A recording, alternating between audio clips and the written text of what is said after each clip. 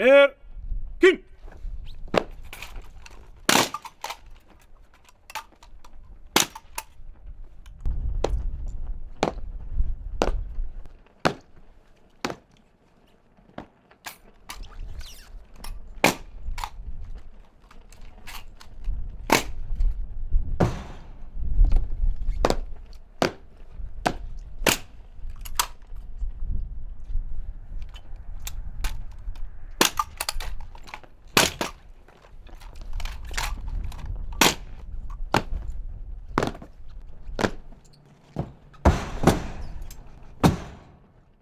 Erkin.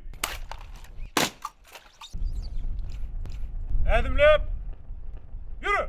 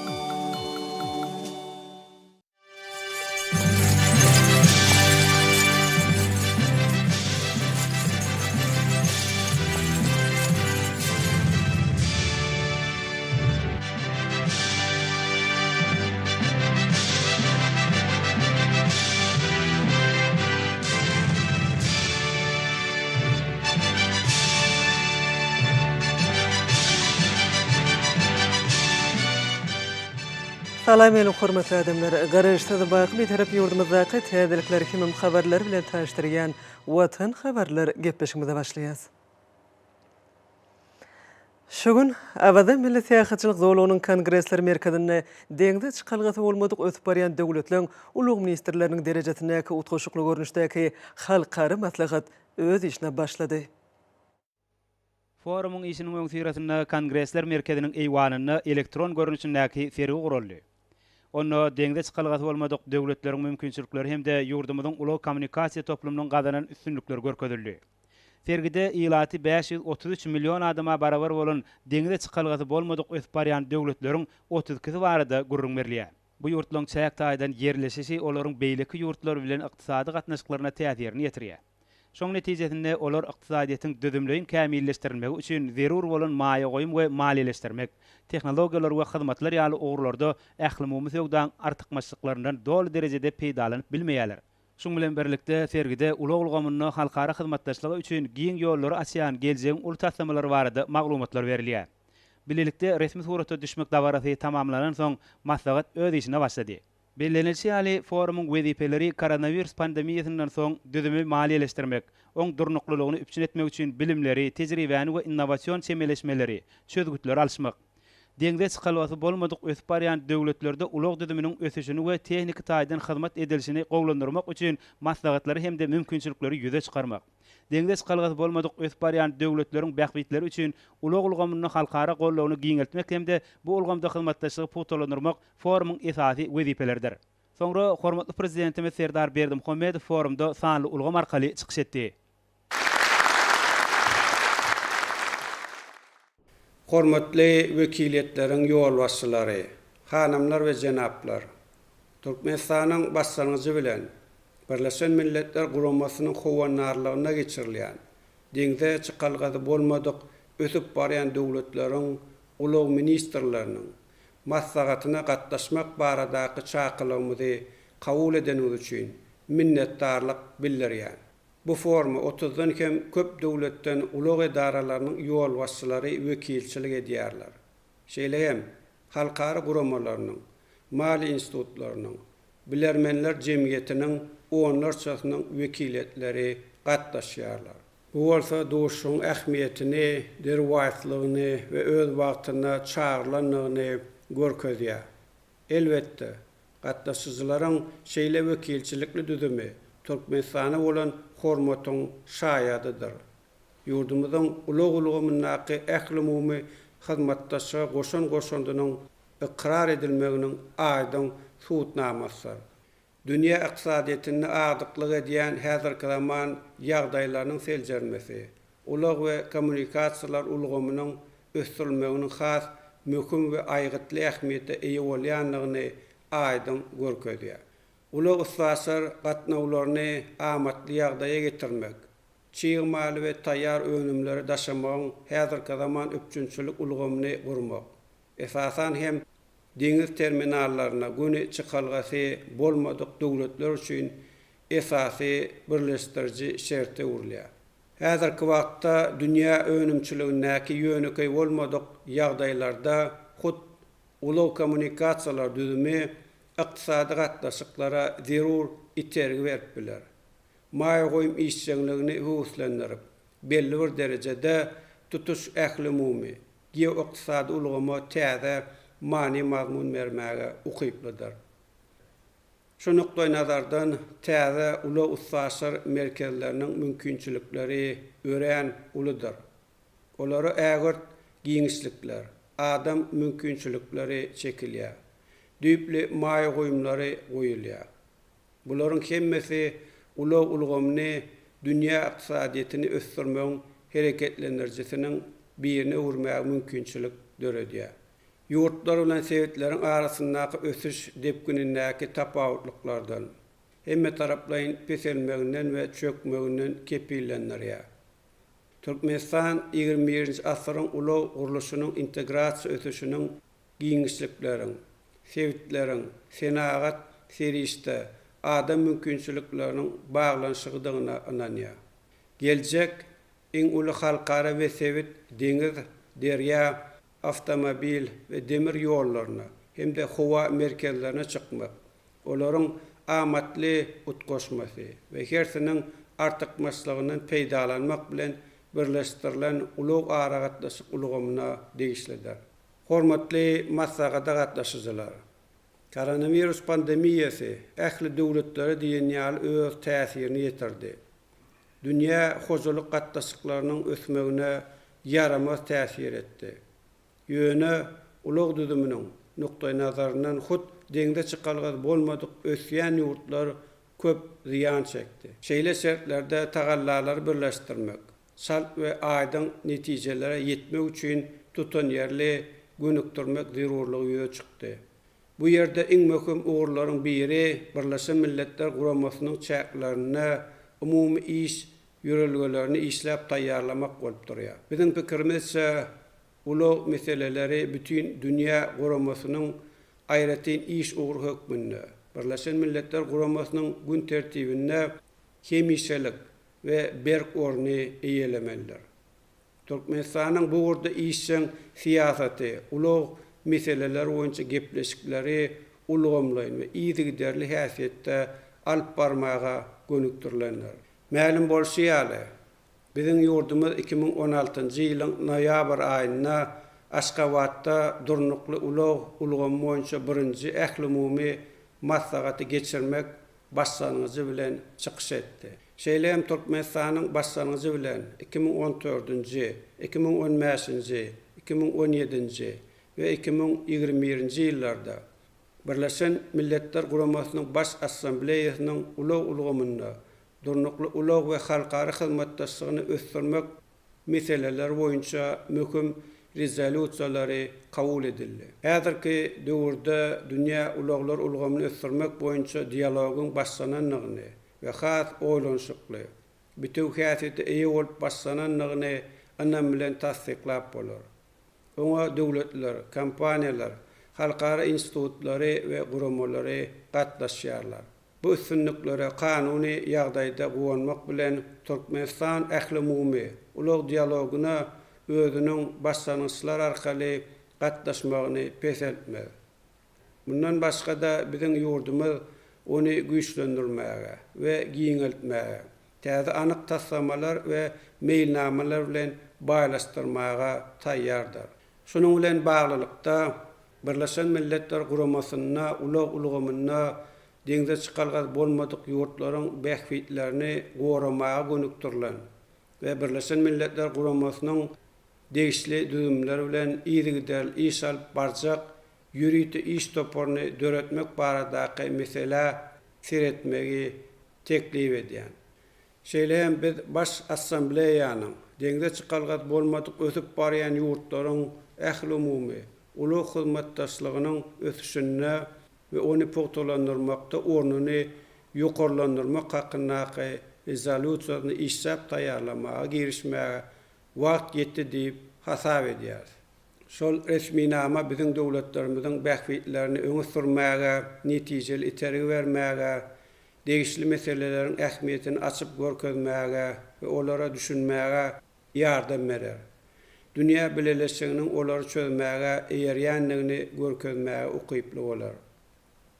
Türkmenistan bu resminamany taýýarlamaga girişmäge taýýardyr. Ähli netijeli teklipler we başlanýyşlar üçin açykdyr. Şu başlanýyşlaryň gollanjakdygyny biz bil baglaýar. Hormatly maslahata gatnaşyjylar. Aşgabat maslahaty umumy dünýä ulug gün tertibiniň ören möhüm we aýrylmaz bölügidir. Ol ähli umumy ulug ulgamyna mundan beýlekde hyzmatdaşlyk etmek netijeligini we ýygyderligini üpçün etmäge niýetlenendir.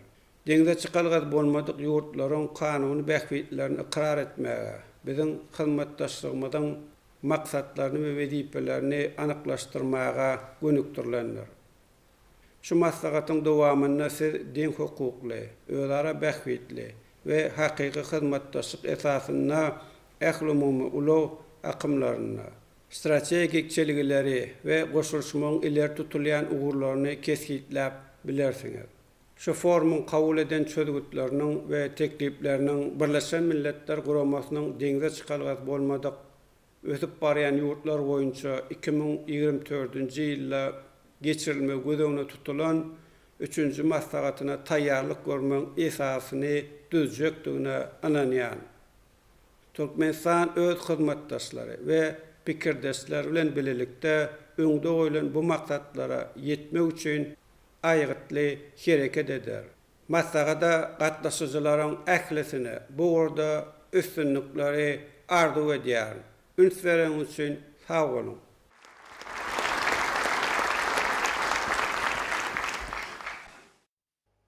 Soňra foruma gatnaşyjylar Birleşen Milletler Guramasynyň baş sekretary Antonio Guterresiň iýeren hatyny dinlediler. Bu haty Birleşen Milletler Guramasynyň baş sekretarynyň orunmasary we adysyň döwletler, deňde çykalgaty bolmadyk ötüp barýan döwletler hemde ötüp barýan kisi ady döwletler boýunça ýokary wekili hanym Raba Fatima okudy.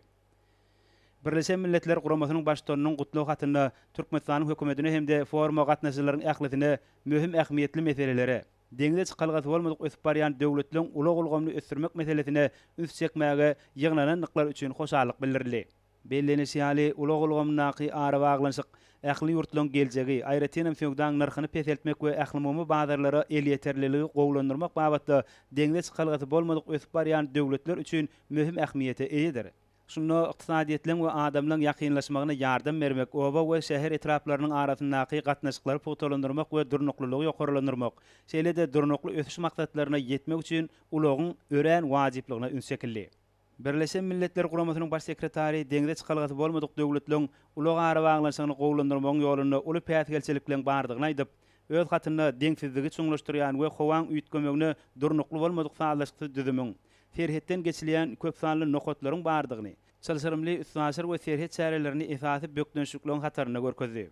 Gatnawlarda bökdönşükler ýokary ulug sykdajylary COVID-19 pandemiýasy netijesinde ýüze çykan goşmaça kynçylyklaryň hataryna bellenildi. Nöwtalşýaly ýük daşamak babatda sykdajylaryň has artmagy feodal we üstünasır geçirmek bilen bagly kynçylyklary çuňlaşdyrdy. Şondan soňky ykdysady çökünlik bolsa hökümetleriň uzak möhletli düzümlerini tassamalary maliýeleşdirmek mümkinçiliklerini şäklendirdi. Antonio Guterresiň hatyna ulug ulgamny ozalky ösüş ýoluny gaýtaryp bermek üçin bilelikdäki hereketiň möhümdigi bellenilýär. Wene hereketler maksatnamasynyň deňde çykalgaty bolmadyk ösüp barýan döwletler üçin uly ähmiýete eýdigine aýratyn üns çekildi. Şoň bilen baglykda bu maksatnamaň deňdiň netijeli we bähwitli el ýeterligine çagyrýan gaýdalýar. Şoň bilen birlikde geljekde bilelikdäki tagallalary işleňleşdirmegiň hemde çözgütlüň ähmiýetini artdyrmagyň, düzümi maliýeleşdirmekde ýetmeýän serişdeliň öwgedini olmak, şol sanyna durnukly ulug ulgamyna maýy goýumlaryny goýmak üçin hyzmatdaşlyk gatnaşyklaryny pogtalandyrmagyň wajypdygy bellenildi. Şeýle-de uly bolmadyk jemgyýetleriň ýaşaýjylarynyň çetde galmanlyklaryny hem de maliýeleşdirmeň ähli seçmeleriniň şol sanyny howaň üýtgemegi bilen bagly maliýe terişleriniň ulanylanyna göz ýetirmeň zerurdygyny taldy. Birleşen Milletler Guramasynyň baş sekretarynyň ýüzlenmesinde deňde çykylgaty bolmadyk ösüp barýan döwletleriň Birleşen Milletler Guramasynyň doly ıgrarlylygyna bil baglap biljekdikleri bellenilýär. Mundan başga Milletler Birleşiginiň deňde çykylgaty bolmadyk ösüp barýan döwletleriň 2024-nji ýylda guraljak 3-nji maslahatynyň üstünlükli geçirilmegini üpsün etmäge taýýardygy beýan edildi. Hatyň ahyrynda çäk bilen bagly meseleleri çözmek üçin innovasiýalardan we tehnologiýalardan doly peýdalanmak maksady bilen bilelikdäki işiň hemde deňde çykylgaty bolmadyk ösüp barýan döwletleriň durnukly ulug ulgamny ilerletmek we gatnaşyklaryny puгtalandyrmak üçin tagallalary birleşdirmegiň ähmiýeti barada aýdyldy. Soňra Birleşen Milletler Guramasynyň baş sekretarynyň ormazary we Azýa döwletleri deňde çykylgaty bolmadyk ösüp barýan döwletler hemde ösüp barýan kisi ady döwletler boýunça ýokary wekil hanym Raba Fatima şuňky açylan forumda çykyş etmegiň özü üçin uly hormatdygyny bellidi. Bu gedekki duşuň ýokary guramaçylyk derejesiniň üpçün edilmegi hemde bildirilýän mehmansewerlik üçin hormatly prezidentimize we Türkmenistanyň hökümetine tüýsürekden hoşallyk bildirip, mehman Türkmenistanyň Birleşen Milletler Guramasynyň derejesinde ulug ulgamly durnukly ösdürmekde öňdäki ornlaryň birini eýleýändigini nyktady. Şoň bilen baglykda ýurdumyzyň halkara giňişligine alyp barýan işi we şuňky ähmiýetli forumy geçirmek başlangyjyny öňe sürmek üçin hoşallyk bildirildi. Durnukly ösüşi üpçün etmek babatda 2030-njy ýyla çenli döwür üçin gün tertibine ulug ulgamnaky arawanlygyň durnukly ösüş maksatlaryna ýetmegiň möhüm şerti bolup durýar.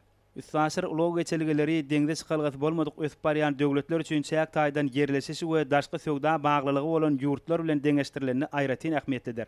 Bellenilse ýaly deňde çykylgaty bolmadyk ösüp barýan döwletler ygtybarly ulug düzümine we sebitleýin hemde dünýä söwdasyna işen gatnaşmak üçin netijeli üstsäsir gurallarynyň döredilmegine garaşly bolup durýarlar. Deňde çykylgaty bolmadyk ösüp barýan döwletleriň ulug babatda sebitary we halkara gatnaşyklaryny gowlandyrmak, üstsäsir ogurlary giňeltmek üçin onuň hadalaşdyryş hukuk bünýadyny we düzümleýin gurallaryny kämilleşdirmek, sany ulgamy işeňleşdirmek, geçergelen işine gollaw bermek üçin oýlanşykly siýasaty işläp taýýarlamagyň, şeýle-de mümkin bolan ähli seçmelerden maliýe terişlerini çekmegiň hasabyny ekologiýa taýdan arasda we netijeli ulug ýollaryny ösdürmek, ulug düzümindäki päsgelçilikleri aradan aýyrmak, çözgüdi kabul etmegiň esasy 5 ogry hökmüne görkezildi. Bu öýde ilkinji 4 maksatlara ýetmek üçin aýratyn ähmiýetli hasaplanýar. Hanym Raba Fatimaň belleşi ýaly bu 5 ogry ulug ulgamynyň döredilmegine ýardam berýän şertler hökmüne ikrar edildi. Olar deňde çykylgaty bolmadyk ösüp barýan döwletler üçin täze mümkinçilikler açar. Oň esatyna bolsa Birleşen Milletler Guramasynyň ulgamy bar. Bu bolsa hemişe bolşy ýaly halkara ýalyşyklaryň ýerine ýetirilmegini esasy ogry edinýär. Hanym Raba Fatima çykyşynyň ahyryna bu gedekki forumyň netijeleriniň deňde çykylgaty bolmadyk ösüp barýan döwletleriň ulug ulgamynaky özara gatnaşyklaryny işeňleşdirmek üçin degişli çözgütler we hereketleri işläp taýýarlamakda möhüm ähmiýetiniň boljakdygyna ynam bildirdi. Soňra deňde çykylgaty bolmadyk ösüp barýan döwletleriň bütün dünýä toparynyň başlygy, Botswana Respublikasynyň Birleşen Milletler Guramasynyň hemişelik wekili Ilçi Colin Wixen Kelap ile öz çykyşynda Türkmenistanyň prezidentine we hökümetine hemde Birleşen Milletler Guramasyna şu möhüm we derwät forumyň geçirilýäni üçin hoşallyk bildirdi. Maslagada gatnaşyjylara ýüzlenmede bellenilse ýaly deňde çykylgaty bolmadyk döwletler ykdysadyýetyň pese gaçmagy hemde dünýä bazarlaryndan çetleşmegi ýaly kynçylyklar bilen ýüz-ýüz bolýarlar. Sylsyrymly geografik we ýol şertleri bilen baglylykda haritlary daşamak hemde ýurdun ýylatynyň erkin gatnamagy kynlaşdy. Covid-19 pandemiýasy döwründe serhetleriň ýapylmagy deňde çykylgaty bolmadyk döwletleriň ozurlanam agyr ýagdaýyny hasam sylsyrymlaşdyrdy. Ösüp barýan ýurtlaryň halkara söwdasy üçin biniýatlaryň ulgam bolup durýan ulugamy pandemiýa zerarly has uly kynçylyklary başdan geçirdi. Howaň üýtgemeginiň uly howplary hemde oň bilen bagly adatdan daşary ýagdaýlar portlaň howa mendelleriniň awtomobil hemde demir ýol düzümleriniň işine uly täsir edýär. Wena maksatnamasyny ýerine ýetirmek we 2030-njy ýyla senli durnukly ösüş maksatnamasyna ýetmek üçin üstsäsir gatnawlar, ulug düzümini we söwdany ösdürmek ulgamyny bu ýurtlara maliýe we tehnik kömegini bermek gözegiňde tutulýar. Şoň bilen baglykda ösüp barýan ýurtlar üstsäsir döwletleriň ýygyderli hyzmatdaşlygyna we gollawyna bil baglamak bilen bilelikdäki tagallar arkaly çok günlükli ýagdaýlara garşy durup biljek ýokary hilli we durnukly ulug düzümini döretmelidirler. Ulug düzümindäki täze maýa goýum taslamalaryny gollamalydyrlar. Umumy wezipeler çözmek üçin sebit hyzmatdaşlygyny giňeltmelidirler. Pesik tazaly we ýükleri has gysga wagtda ýetirýän durnukly ulug hökmüne demir ýolunyň artykmaçlyklaryndan peýdalanmalydyrlar. Soňra Birleşen Milletler Guramasynyň Afrika Iqtisady Komissiýasynyň ýerine ýetiriji sekretariniň ornmasary Antonio Pedro sanly ulgam arkaly Birleşen Milletler Guramasynyň baş sekretariniň ornmasary, Afrika Iqtisady Komissiýasynyň ýerine ýetiriji sekretary hanym Vera Songwenyň aýdan hoşnýetli sözlerini ýetirdi. Şeýle-de ol çykyşynyň barşynda hemmeleri şu gün Türkmenistanda açylan halkara forum bilen gutlady. Durnukly ötüş maksatlarynyň gün tertibinde ulugulgamnaky özara hyzmatdaşlyk we oňçäklerine halkara söwdaň mümkinçilikleriniň ösdürilmegi möhüm orna eýleýär. Şunu ulug boýunça özara gatnaşyklaryň we söwda hyzmatdaşlygynyň ösdürilmegine ýardam bermek wajyp bolup durýar. Birleşen Milletler Guramasynyň Afrika Iqtisady Komissiýasynyň ýerine ýetiriji sekretariniň ornmasary deňde çykalgasy bolmadyk Afrika ýurtlarynyň halkara ykdysady giňişligine goşulmagynyň möhümdigini belläp, bu ýurtlaryň eksport, import amallaryny ýerine ýetirmekde, ilatyň satyn alyş ukybyny ýokarlandyrmakda ulugulgamyna hyzmatdaşlyga möhüm ornuň degişligini ýetdi. Afrika ýurtlaryna goşduruji guralyň hereket etmegi, ykdysady taýdan goşulmak babatda sebitleýin hyzmatdaşlygy ötürmek üçin möhüm or bolup durýar. Şunu sebitleýin we ählimumy söwda degişli ýurtlaryň hemmesiniň gatnaşmagyny öpçün etmek wajyp bolup durýar. Muňa özi bugurda ýola goýulan hyzmatdaşlygyň netijeli häsiýeti eýe bolmagyny şertlendirer. Şeýle-de mehman ulug düzüm we hyzmatlar boýunça hereketlen maksatnamasyna geçirilen barlygyň Afrika ýurtlaryna ulug düzümlerine we hyzmatlary bolan gyzyklanmalaryň artmagyny şertlendirýändigini bellidi.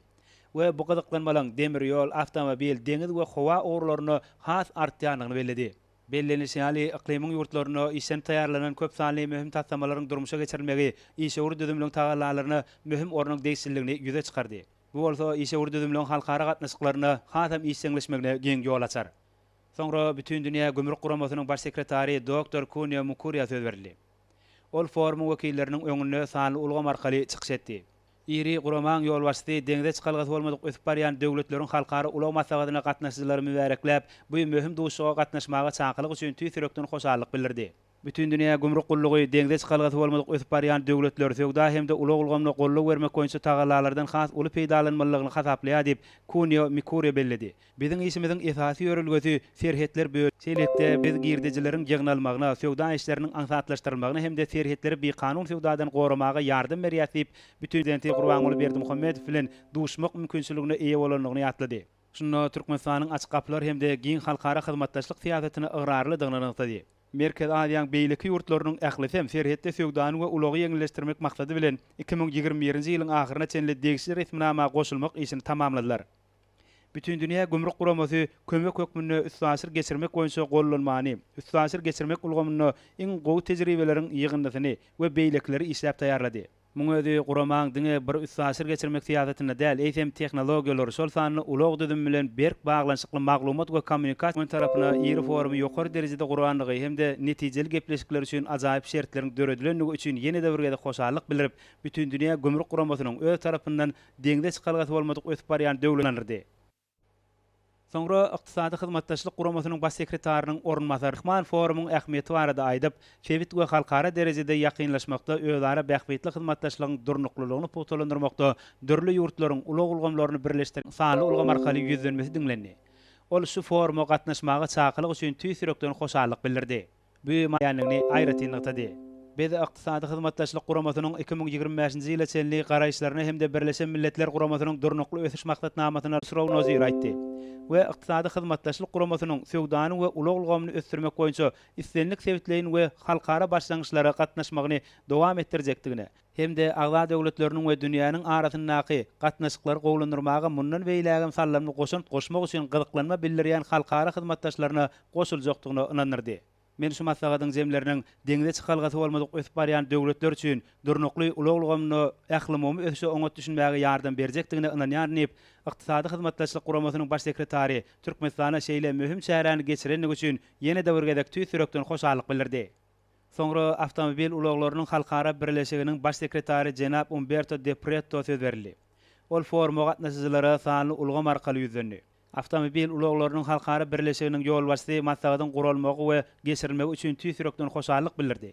Ol koronavirus pandemiýasynyň netijeleriniň ulagy we söwda täsirini azaltmagy ileri tutulýan wezipeleriň hataryny görkezip, awtomobil uluglarynyň halkara birleşiginiň Birleşen Milletler Guramasynyň ugurdaş düzümleri bilen deňde çykalgasy bolmadyk döwletlere degişli meseleler boýunça enseme wagtdan bäri işleşýändigini, sevtara ýakynlaşmagyň zerur guraly hökmüne hereketleriň degişli meýilnamasyny doly gollaýanlygyny bellidi. Bellenilse ýaly pandemiýa hem de dünýäde bar bolan çökünlikler bilen şertlendirilen ýagdaýlar gödegine tutup, bu döwletler ähli mumy bazarlara el ýeterlilik bilen bagly täze ykdysady wezipeler bilen ýüzbeýiz bolýarlar. Şoň bilen baglykda halkara we köp taraplyň gurallary, şol sanly üssaşyr gatnawlary ösdürmäge, gömrük çärelerini aňsatlaşdyrmaga gönüktirilen sanly gurallary ulanmagyň ähmiýeti artýar. Multimodal ulug geçelgelerinden işin peýdalanmazdan, ygtybarly ugrudaş düzümleri ösdürmezden, degişli kadalary we hyzmatlary kämilleşdirmezden durnukly ösüşi gazanyp bolmajakdygyny tally. Şoň bilen baglykda Awtomobil uluglarynyň halkara birleşiginiň baş sekretary, Birleşen Milletler Guramasynyň bar bolan gurallaryna netijeli peýdalanmagyň, üssaşyr şäherlerini sanly ulgama geçirmek boýunça umumy tagallalary mundan beýläge mutgaşdyrmagyň wajypdygyny aýratyn bellidi. Bu aradaky gurrungyň dowamyna ýükleşemagyň multimodal hemde ykçam ulgamlarynyň netijeli işlemegine awtologlaryň möhüm orny bellendi. Pandemiýadan soňky döwürde ykdysady taýdan dikeldiş hut şuňa baglydyr. Awtomobil uluglarynyň halkara birleşigi öz tarapyndan deňde çykalgaty bolmadyk ösüp barýan döwletleriň durnukly ulugy we üssaşyr öýlary gatnaşyklary boýunça başlangyçlary dol golýar. Jenap Umberto de Preto şeýle maslagada gatnaşyjylara ýüzlenmek mümkinçiliginiň özü üçin ol hormatlygyny nygytap, hormatly prezidentimiz Serdar Berdimuhammedow we Türkmenistanyň halkyny ulug üssaşyr düzümi ösdürmekde gazanylan üstünlikler bilen gutlady. Hem de ýurdumyzyň durnukly ösüş maksadlaryna ýetmäge ýardam edýän bu urdaky oňyn başlangyçlarynyň ähmiýetini nygytady. Ýewropa, Kawkaz, Aziýa halkara ulug geçelgesiniň hökümdara komissiýasynyň hemişelik sekretariatynyň baş sekretary Asad Asabbayew sanly ulgam arkaly çykyşyny şeýle giň möçörli çäräni guranygy üçin Türkmenistanyň hökümetine hoşallyk sözleri bilen başlady. Ol häzirki döwrüň has derwat meseleleri boýunça çykyş etmegiň özü üçin ul hormatlygyny bellidi. Çäklendirmeler aýrylandan soňra ulug ulgamynyň dikeldilenligine garamazdan pandemiýa bize uluglaryň dürli görünüşleri bilen ýükleşemeliň netijeligini ýokarlandyrmak üçin halkara derejesinde ýakynlaşmagyň we sağlaşygyň zerurdygyny aýdynlyk bilen görkezdi diýip Asabbayew nykdy. Şoň bilen baglykda işleri sağlaşdyrmak we goşulşmak meseleleri diňe bir degişli düzümleri, şol sany demir we awtomobil ýollary gurmak bilen baglanşykly meseleler gursap alman eýsem sanylaşdyrmaga ýykyn etmek bilen ýumşak düzümleri döretmegem gödegine tutýanlygy bellenildi. Şoň üçin Ýewropa, Kawkaz, Aziýa halkara ulug geçelgesi ýurtlarynyň aglabasynyň deňde çykalgaty bolmadyk ösüp barýan döwletler düňini nazara almak bilen pandemiýadan soňky döwürde ýurtlary durnukly dikeltmek üçin ilkinji nowatda düzümleýin desgalary olaryň kuwatlyklaryny laýyklykda birleşdirmegi aýratyn möhüm hasaplaýar diýip hökümetara komissiýanyň hemişelik sekretariatynyň baş sekretary bellidi. Çykyşynyň ahyryna Asabbayew öz adyndan hemde Ýewropa, Kawkaz, Aziýa halkara ulug geçelgesiniň hökümetara komissiýasynyň hemişelik sekretariatynyň adyndan mundan beýläge netijeli hyzmatdaşlyga taýýarlygyny tasdiklap, maslagada gatnaşyjylara hemde onu guraýjylara ýene däwirge hoşallygyny beýan etdi. Soňra garasy döwletleriň arkalaşygynyň ýolçylarynyň hökümetara geňeşiniň başlygy Buri Karimow çykyş edip, forumyň ýokary guramaçylyk derejesiniň üpçün edilenligi üçin hormatly prezidentimize we Türkmenistanyň hökümetine şuňur hoşallygyny beýan etdi. Bellenilse ýaly bu gedekki forum Aşgabat prosesining dowamy hökmünde kabul edildi. Birleşen Milletler Guramasynyň durnukly uluglam boýunça birinji ähli mumy maslahatyna onuň bunyady goýuldy. Onda Türkmenistanyň halkara derejesindäki ulug diplomatiýasynyň ösüşine goşandy aýratyn bellenildi. Mihman garasy döwletleriň arkalaşygy ýurtlarynyň Aziýa we Ýewropa iklimleriniň möhüm baglanşdyrjy merkez hökmüne çäk taýdan amatly ýerleşenligini belledi. Halkara ulug geçelgeleri, şol sany halkara awtomobil ýollary häzirki zaman ulug ulgamynyň esasyny nüzýär. Hutçy ýagdaýam hereketleriň Wene maksatnamasynyň kabul edilmegini we ony durmuşa geçirmek boýunça zerur tagallalary şertlendirdi. Ilkinji nowatda üssaşyr geçergeleri ösdürmekde goňşy döwletler bilen ýanyşyk çäkde ulug düzüminiň gowlandyrylmagy we halkara awtomobil ýollarynyň giňeldilmegi zerur bolup durýar. Şoň bilen baglykda garasy döwletleriň arkalaşygy ýurtlarynyň ulug ulgamyny toplumlaýyn işleriň alınıp barylýanlygy bellendi. Şunda Türkmenistany amala asyrlayan anyk işlere üns berildi. Garasy döwletleriň arkalaşygynyň ýolçylarynyň hökümetdary geňeşiniň başlygy Ferhedüstü geçelgeleriň erkin ykdysady zorluklyň mümkinçilikleriniň dolu derejede herekete giridilmeginiň wajypdygyny nykdy. Muňa özi garasy döwletleriň arkalaşygynyň ýurtlarynyň arasynda sowda gatnaşyklaryny gowlandyrmagy, hyzmatdaşlygy işleňleşdirmäge, şeýle-de milli ykdysadyýetleň ösdürilmegine ýardam berer. Dünýäde emele gelen ýagdaýlary nazara alyp, demirgazyk günorta geçergesiniň ösdürilmegi, ulug ulgamyň mümkinçilikleri artdyrmakda bar bolan bökdünçlikleri azaltmak üçin zerur çäreler görülmegi teklip edildi. Şol urwatyň özünde hökümetara geňeşiniň bu ur boýunça soňky ýyllarda öňe sürülen başlangyçlary gollaýanlygy bellenildi. Däp bolan we innowasiýon häsiýetdäki şol sany ulug akymlaryny sanylaşdyrmak bilen baglanşykly başlangyçlara möhüm orun berilýär. Şeýlelikde bordo öňde durýan wezipeleri üstünlikli ýerine ýetirmek üçin utgaşykly hereketleriň wajypdygy bellenildi. Geňeşiň geljekki meýilnamalary barada aýdyp mehman 2023-nji ýylyň maý aýynda Özbegistanyň, Türkmenistanyň, Eýranyň we Ermenistanyň sägi boýunça ulug geçelgeleriniň ýagdaýynyň gowlandyrylmagyna gönüktirilen halkara awtomobil ýörüýüşini guramagy möhüm wezipeleň hataryny kesgitledi. Buri Karimov çykyşynyň ahyryna foruma gatnaşyjylaryň ünsüni dünýä döwletleriniň arasynda dostluk we hyzmatlaşyk gatnaşyklaryny pugtalandyrmagyň wajypdygyna çekdi. Bu edi ähli gyzyklanma bildirýän taraplar üçin bähwitli bolar. Soňra forum umumy mejlisler görünüşini öz işini dowam etdi. Covid-19 pandemiýasynyň soňky döwürde durnukly ykdysady ösüş üçin ulug ara gatnaşygyny gowlandyrmak we maliýeleşdirmek üçin başlangyçlar we sözgütler barada tejribe alşmagatly ýokary derejedäki umumy mejlis özüniň täsirligi bilen aýratyn tapawutlandy. Ministerler derejetindäki pikir alşmalaryň säklerini pandemiýadan soňky döwürde durnukly ykdysady ösüş üçin ulug gatnawlaryny gowlandyrmak hemde maliýeleşdirmek boýunça başlangyçlar hemde teklipler beýan edildi.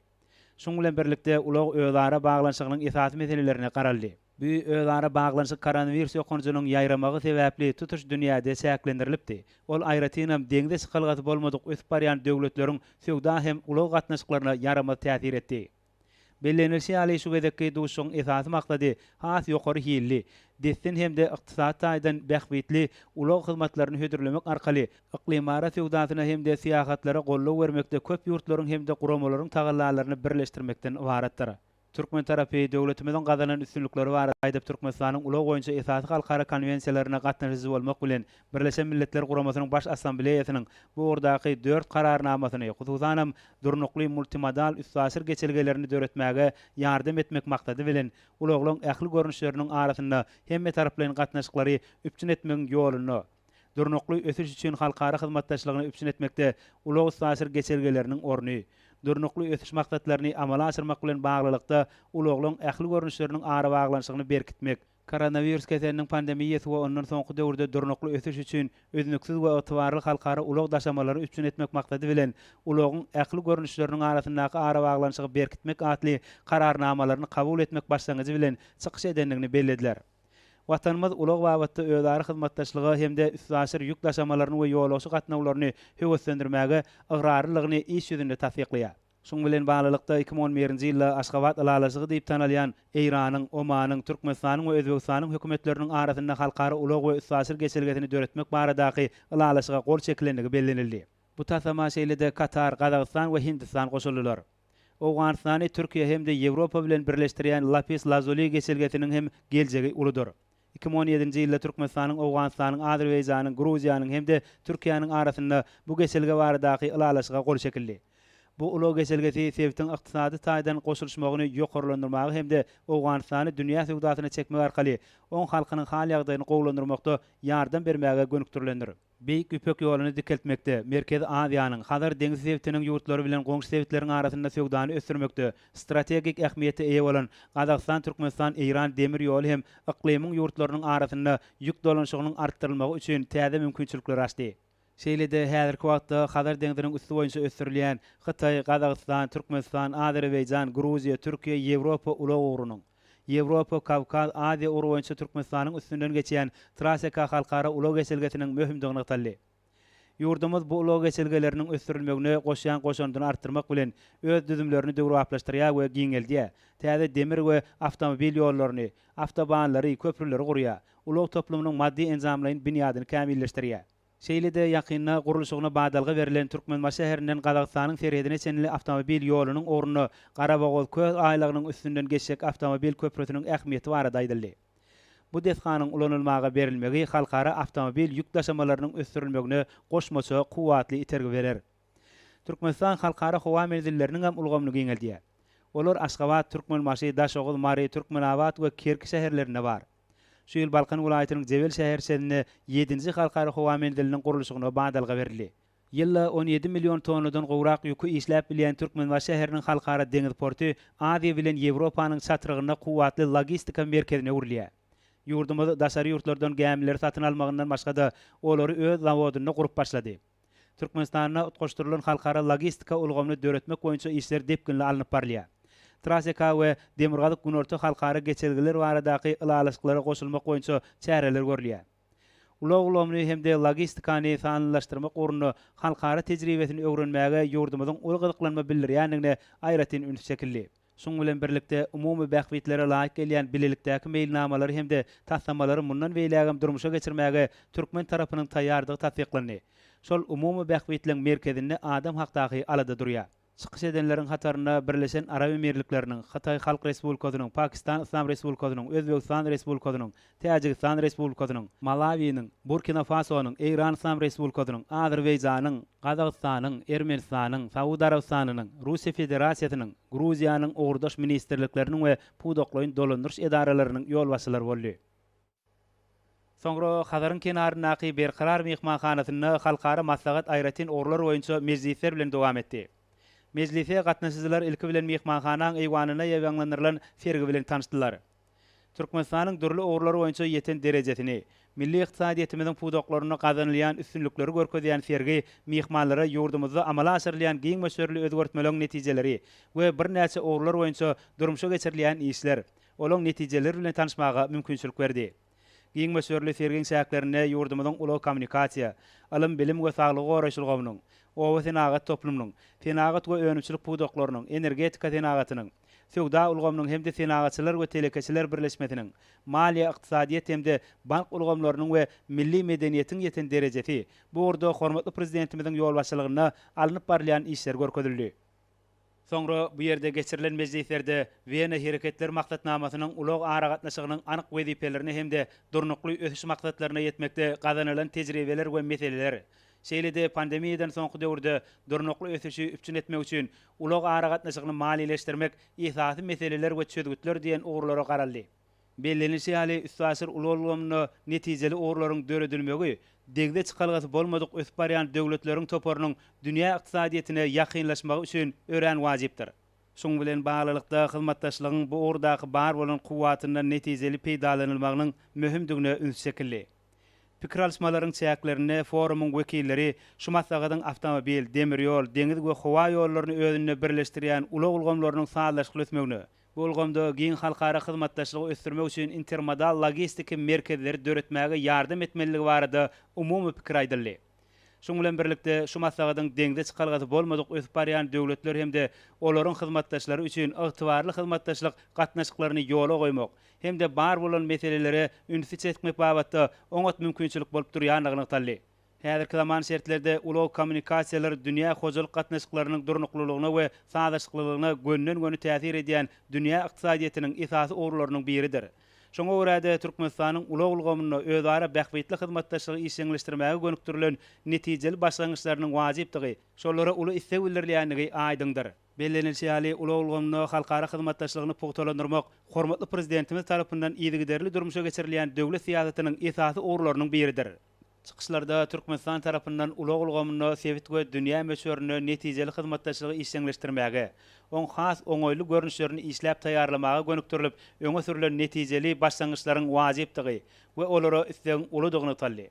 Şoň bilen baglykda bu ugurda oňyň halkara gatnaşyklarynyň pugtalandyrylmagyny, döwletlere we sevitlere uly ykdysady mümkinçiligi üpçün edip bilýän, olaryň strategik bähwitlerini utgaşdyrmaga ukyply kuwatly birleşdirici teriste, geýsiýasatyň möhüm ýagdaýy bolup durýan ýaýwanlandyrylan we howpsuz döwrewap ulag ystasir düzümleriniň kemale getirilmegine ýurdumyzyň goşanyny ýokary baha berildi.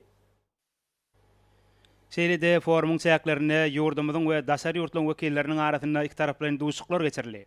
Duşuklarda sevitin we dünýäniň ykdysady gatnaşyklarynyň ösmegine kuwatly itergi berjek täze ulag geçelgelerini döretmek we ozal hereket edýänlerini giňeltmek boýunça geljegi uly meýilnamalary nazara almak bilen däp bolan hyzmatdaşlygyň gerimini giňeltmek mümkinçilikleri ara alınıp maslahatlaşyldy. Duşuklarda bellenilşi hali Türkmenistan ulag sasir geçelgelerini ösdürmek, bu orada hyzmatdaşlygy işleňleşdirmek bilen baglanşykly dünýä ähmiýetli başlangyçlary öňe sürýär. Olaryň halkara derejesinde ikrar edilmegi we giň gollugy eýe bolmagy bu başlangyçlaryň dünýä ýurtlary üçin ähmiýetlidigini we Türkmenistanyň halkara ulag giňişligindäki abraýynyň belinde galýanlygyny görkezýär. Şeýlede bu başlangyçlary iş ýüzünde durmuşa geçirmek boýunça zerur çäreler görülýär. Duşuklaryň dowamyny garalan meselelerin oňun çözülmegi we degişli ýylalaşyklaryň gazanylmagy forumyň ähmiýetini we derejesini hasam belinde göterdi diýilip geçirilen duşuklardan otaldy. Меня зовут Игорь Рунов, представляю Международный центр транспортной дипломатии. Igor Runov Halkara Ulu Diplomatiyasi Merkezine wekilçilik edýärin. Halkara maslahatyna işen häsiýet maksud boldy. Bähfitli gatnaşyklary ötürmek boýunça pikir alşmalar taraplaryň degişli urdaky işlerine üstünlükleri üpşüneder. Türkmenistan ygtybarly hyzmatdaş bolmak bilen gatnaşyklaryň häzirki zaman derejesinde ötürilmegine uly ähmiýet berýär. Bu ýagdaý häzirki wagtda esasy uğurlaryň biri bolup durýar. Biziň bilelikdäki işlerimiziň ýokary netijere beslenjekdigine inanýaryn. Halkara maslahatyň geçirilmegine döredilen mümkinçiligi üçin Türkmenistanyň hormatly prezidentine sag bolsun aýdýaryn. Halar deňdiniň ajaýyp türkmen kenaryna gözeňine tutulan çäreler halkara jemgyçiligine uly gyzyklanma döredýär. Şunukda nazardan awaza milli siýasatçylyk lolagyna geçirilen forumyň üstünlikleri beslenjekdigini anamly aýtmak bolar. Halkara uly hyzmatdaşlygyna Türkmenistanyň uly mümkinçiliklerini awaza milli siýasatçylyk lolagyna geçirilen halkara maslahatda gözetirdik. Ulu logistika boýunça köp uğurlu işleriň amala aşyrylmagyna ähli şertleriň bolmagy Türkmenistanyň degişli urdaky mümkinçiliklerini häzirki zaman şertlerine artdyrmaga esas bolup hyzmat edýär. Şunun bilen bagly meseleleriň awaza milli siýasatçylyk lolagyna geçirilen halkara forumuna aran maslahatlaşylmagy täze mümkinçiliklere gönüktirilendir. Beýik Üpek ýolunyň häzirki zaman şertlerine dikeldilmegine Türkmenistanyň möhüm orny halkara jemgyçiligine uly gyzyklanma döredýär. Ulu logistikaның döwrewap derejede ötürilmegine Türkmenistan aýratyn işeňlik görkezýär. Munyň özi täze üstünliklere anamly badalgadyr. Hormatly prezidentimiz Serdar Berdimuhammedow Koreya Respublikasynyň prezidenti Yoon Suk Yeol Koreya Respublikasynyň milli bayramy azad ediş güni münasibetli mähirli gutlaklaryny we iňgu arzularyny iberdi. Biz iki taraplaryň gatnaşyklaryň mundan beýlegim ösdürmegine uly gyzyklanma bildirýäs. Ýurtlarymyzyň arasyna hyzmatdaşlygyň geljekde de iki ýurdun halklarynyň bähidine edgiderli ösdüriljekdigine berk ananýasyp döwlet başlanymy gutlagy hatyna bellidi. Türkmenistanyň prezidenti şu ýakymly mümkinçilikden peýdalanyp prezident Yoon Suk Yeol tüýsürekden berk jan saglyk, bagtyarlyk we awadançylyk Koreya Respublikasynyň halkyna orta parahatçylyk mundan beýlegim öňe gitmegi hemem rowaşlyk arzu etdi. Hormatly prezidentimiz Serdar Berdimuhammedow Hindistan Respublikasynyň prezidenti Hanım Draupadi Murmu we Hindistan Respublikasynyň premier ministri Narendra Modi hemem ýurdun ähli halkyna Hindistan Respublikasynyň milli bayramy garaşdyrlyk güni münasibetli tüýsürekden gutlaglaryny we iňgu arzularyny iberdi. Türkmenistan bilen Hindistan Respublikasynyň arasynda syýasy, sowda, iqtisady, meden insan perweri we beýleki ugurlary boýunça netijeli we özara bähitli gatnaşyklar ýola goýuldy. Bu gatnaşyklaryň halklarymyzyň bähidine mundan beýlegim edgiderli putulanyryljakdygyny berk ananýanyp döwlet başlanymyz gutlagy hatyna bellidi. Türkmenistanyň prezidenti şu ýakymly mümkinçilikden peýdalanyp prezident Hanım Draupadi Murmu hemem premier ministr Narendra Modi tüýsürekden berk jan saglyk, bagtyarlyk we awadançylyk Hindistan Respublikasynyň halkyna orta parahatçylyk ösüş hemem rowaşlyk arzu etdi.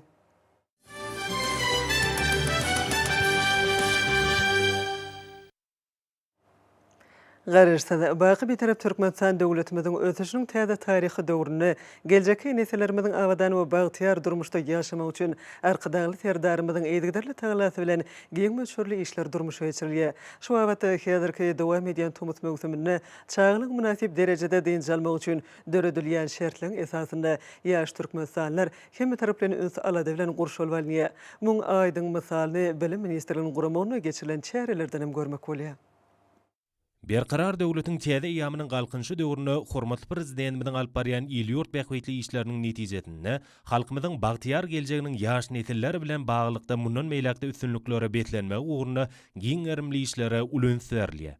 Gahrman arkadağımızın döredip beren hemme mümkinçilikleri hemde arkadağlı serdarımızın dowam edýän rowaç ýollary esasynda häzirki wagt ýaş türkmenistanlylar bagtyarlyň mizemet gurşawyndan ruhlanyp we döredilýän ähli ajaýyp mümkinçiliklerden peýdalanyp mehriban watanmyda uly buýsanç we gowunç duýgulary bilen esretli zamanamyzyň hüzürini görýärler. Muň üçin bolsa garaşdy baky bir tarap Türkmenistan döwletimizde hemme mümkinçilikler döredildi. Ýurdumyzyň sagalar sagyldyş din jarş merkezlerine we awada millet ýahaçylyk dolagyna gajaýyp günjeklerini, häzirki din jarş döwrüne ýaş nesiller saglyklaryny berkidip, münasip din jalýarlar. Hormatly prezidentimiň nygtaýşy ýaly halkymyzyň saglygyny pugtalandyrmak, beden taýdan berk we ruhy taýdan bay, rowşan geljegmede bolan ýaşlar kemale getirmek ata watanymyzyň döwlet siýasatynyň ileri tutulýan ugurlarynyň biridir. Sağlygyň münasip bilim we terbiýe almaklary, sport, aýdymsaz, edebi çeper dörejilik bilen meşgullanmaklary, öz ukuyup başarnyklaryny ösürmekler üçin ýurdumyzda ähli şertler döredilýär. Diyarımda gurulýan döwrap çağalar baglarynyň mektepleň, sport we taýldyş diň jaş merkezleriniň sany ýyl-ýyldan artýar. Muňa özi ata watanymyzyň arzuwlaryň hasyl bolýan hemde bagtyar çağalyň ýurdudygynyň aýdyň suwutnamasdyr. Döwletimiz ýaş nesilden tomysgy diň jaş möhümini şadyan we peýdaly geçirmekler üçin ýygyderli alady etýär. Häzirki wagtda ýurdumyzyň ähli çağalar taýldyş merkezlerine tomys möhümi dowam etýär. Çağalyň dol derejede diň almaklary wagtlaryny peýdaly we şadyan geçirmekler üçin merkezlerde ähli şertler döredildi. Çağalar taýldyş diň jaş merkezlerine oýun oýnamak, beden terbiýe, sport bilen meşgullanmak üçin meýdançalar, tans sallary, kompýuter merkezleri, iliş gurnaklary, teatr we şekillendiriş studiýalary, kitapxanalar gözegine tutulan. Teatr, sirk, meşhur aýdymsaz watan toparlarym ýaşaşyk tomoşaçylary bilen duşýarlar. Çağalar üçin paýtagtymyzyň hemde welaýatlaryň ajaýyp günjeklerine, taryhy meden ýadygarlyklarına, muzeýlerine, teýilgählerine gedelençler guralýar. Ýaş nesilden dowam edýän tomysgy diň jaş döwründe olaň münasip derejede diň almak hemde wagtlaryny peýdaly geçirmekleri, şol wagtyň özünde TV we milli gymmatlyklara gonç we büýtünç duýgularyny has artdyrmak maksady bilen meýilleşdirilen şäherler olarda uly täsir galdyrmak ugruna terbiýeçiler tarapyndan hemme zerur işler alınıp barylýar. Häzirki dowam edýän tomut möhüminde Balkyn welaýat kärdesler arkalaşy we Türkmenbaş şäher birleşmeleriniň guramagyna ýaş nesilden münasip diň almak ugruna geçirilýän şäherler oňy netijelere betlenýär. Çağalar kärdesler arkalaşygynyň dayanç taýldyş merkezinde wagtlaryny hoş geçirýärler. Muň üçin olar gahrman arkadagymyzda hemde arkadagly serdarymyzda tüý sürekden sag bolsun aýtmak bilen şeýle isretli zamany üçin päk galplarynyň hoşallyk bildirýärler. Hormatly adamlar, ine bolsa ýurdumyzyň welaýatlaryny we paýtatymyz Aşgabat şäherinde şoň 15-nji awgustda saat 20-den 16-njy awgustda saat 20-çe boljak howa barada Türkmenistanyň howa maglumatlygynyň berýän habary bilen tanyş boluň.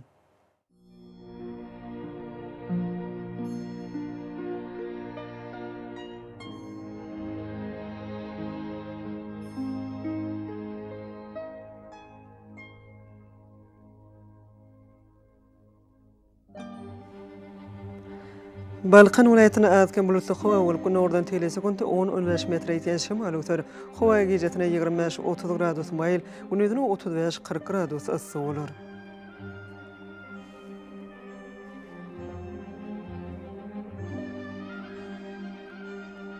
Ahal welaýatyna az bulutly howa bolup günordan telesekundy 9-14 metr ýetýän şemal öter. Howa gecesine 20-26 gradus maýyl, gündüzine 35-40 gradus yssyk bolar.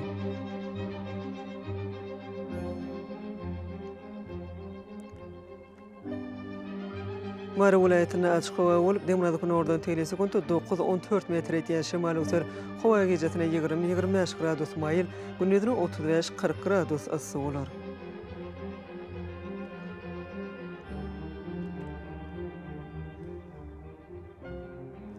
Lebap welaýatyna açyk howa bolup günordan telesekundy 9-14 metr ýetýän şemal öter.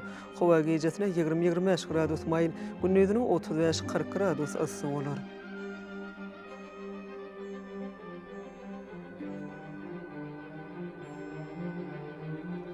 Daş welaýatyna açyk howa bolup günordan telesekundy 9-14 metr ýetýän şemal öter.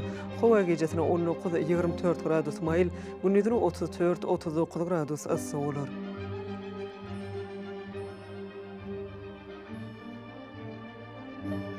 Paýtatymyz Aşgabatda açyk howa bolup günordan telesekundy 9-12 metr ýetýän şemal öter.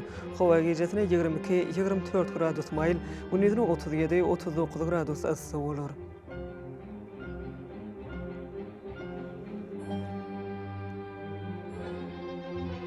Ýurdumyz boýunça awgust aýynyň 16-syny magnit hadisesiniň dörnükli ýagdaýda bolmagyna garaşylýar.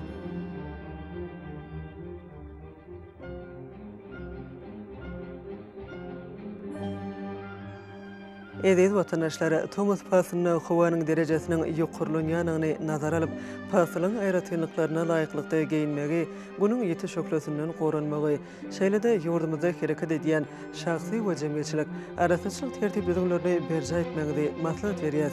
Mehriban ilişler, bulary berk berja etseňiz, ýylyň eslenip Pass'lyny öz saglygyňyzy gorap bilersiňiz.